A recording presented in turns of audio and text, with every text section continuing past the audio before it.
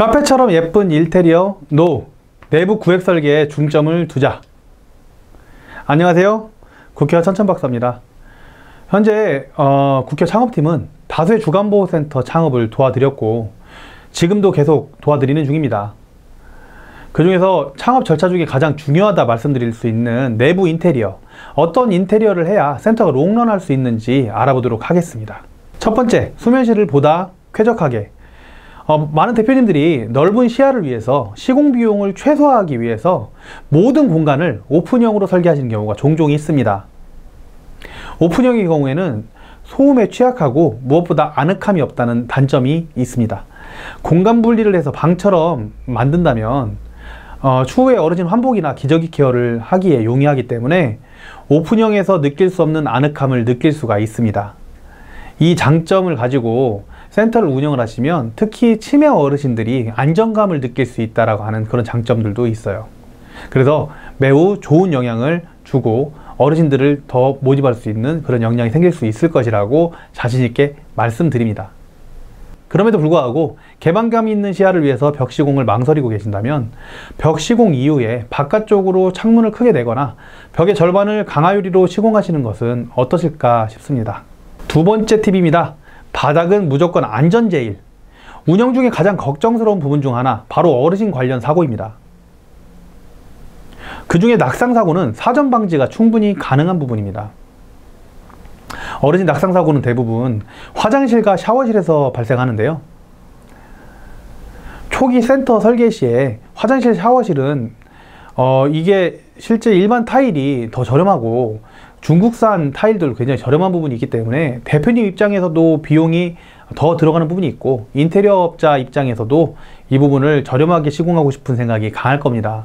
그런데 화장실과 샤워실은 비용이 발생한다 하더라도 꼭 미끄럼 방지 타일로 시공을 해야 하는 공간 중에 하나입니다. 어차피 추후에 시험 정석서를 보관을 해야지 장기형 평가 시에 인정받을 수 있습니다. 해당 공간에 미끄럼 방지 매트를 설치하는 센터도 있지만 그래도 나중에 평가 때 인정받지만 미끄럼 방지 매트는 위생 관리가 되게 어렵습니다. 그리고 빈틈없는 시공이 굉장히 힘들어요. 이런 변기 같은 게 있으면 그 앞에 빈틈없이 다 막아주셔야 되거든요. 냄새가 엄청납니다 또. 그래서 나중에 후회하시는 대표님들이 굉장히 많더라고요. 그렇다고 타일을 다시 공사할 수는 없잖아요. 그러므로 초기 시공부터 타일 시공을 권장드리고 있습니다. 또한 직원의 업무 공간인 조리실과 세탁실에도 바닥 물기로 인해 사고 발생이 높아서 화장실과 샤워실 함께 어차피 하는 김에 미끄럼 방지 타일 시공을 하시기 바랍니다. 직원들 사고도 사고입니다. 산재 사고도 사고죠. 세 번째 팁입니다. 샤워실의 양변기 설치. 대부분 센터들이 정원을 최대한으로 맞다 보면 생활실을 최대한으로 늘리게 되거든요. 그러면 어르신 숫자 대비해서 화장실이 부족한 것이 현실입니다. 샤워실은 화장실 사용 빈도에 비해서 샤워실 그 목욕하는 빈도가 적고 특정 시간에만 정해서 사용하기 때문에 그 외의 시간에는 샤워실에 양변기를 설치를 하고 화장실로 이용하면 매우 효율적입니다. 샤워할 때도 어르신이 실수하시면 바로 변기로 모실 수 있고요. 인테리어 하실 때 샤워실에 웬만하면 양변기 하나 정도는 놓으시면 좋을 것 같습니다. 자, 네 번째 팁입니다. 샤워실보다 넓은 탈의실이 좋다. 샤워실보다 탈의실을 더 중시하셔라, 이런 얘기입니다. 주간보호에서 목욕 서비스는 서비스 중에 굉장히 중요한 업무 중에 하나입니다. 어르신 탈의부터 샤워, 수건으로 몸 닦아드리기, 머리 말려드리기 등 이런 것들을 하시게 되는데요. 보통 두 분이 선생님이 하시고, 근데 이제 샤워 같은 경우에는 샤워 공간이 다소 작더라도 요양보호 선생님들이 직접적인 도움은 한 분이 목욕 도움을 드리기에도 충분하지만 그 외에 일을 혼자서 진행하시기에는 어려워서 두 분이 진행하셔야 되고 그래야지만 제대로 된 비용이 나옵니다. 비교적 목욕 때보다 팔다리를 더 크게 움직이는 목욕 전후 과정, 탈의, 물기 닦기, 신체 단장 등을 효율적으로 하기 위해서 탈의실 공간을 넉넉하게 만드시는 것이 좋습니다. 도대체 이 얘기를 왜 하냐? 실제 법적으로 그 시설 기준에는 탈의실을 만들라고 되어 있지는 않아요. 목욕실을 만들라고 되어 있죠. 그런데 실제로는 운영을 해보시면 탈의실이 더 중요하다, 이런 말씀 드리는 겁니다. 다섯 번째 팁입니다. 이런 곳에도 세면대 설치를 한다고? 자, 컨설팅 진행 중에 세면대 설치를 더 많이 하셔라 라고 권장드리면 항상 들어오는 질문이에요. 이런 곳에도 세면대를 설치하나요? 세면대 설치를, 화장실도 아닌데 세면대를 놔야 되나요? 추가적으로 이렇게 몇 개를, 이 공간 하나만이 아니라 여러 군데 이렇게 분산을 해야 되나요? 예, 맞습니다. 세면대는 좀 분산을 해놓는 게 굉장히 좋고 좀 어느 정도 많으면 좋습니다. 화장실 내부뿐만 아니라 센터 곳곳에 세면대를 여유 있게 만들면 특히 어르신 식사 이후에 구강 관리할 때 굉장히 용이해요.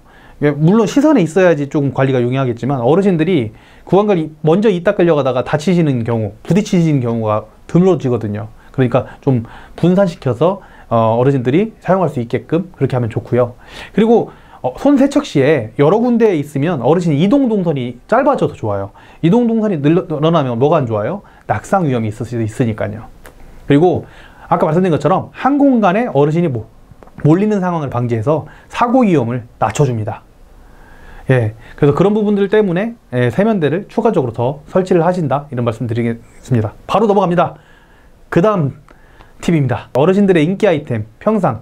어르신은 대부분 침대보다 뜨끈한 아랫목을 좋아하시죠. 예, 아랫목처럼 널찍하고 따뜻한 평상을 설치하면 분명 그 공간은 어르신의 발길이 끊이질 않을 겁니다.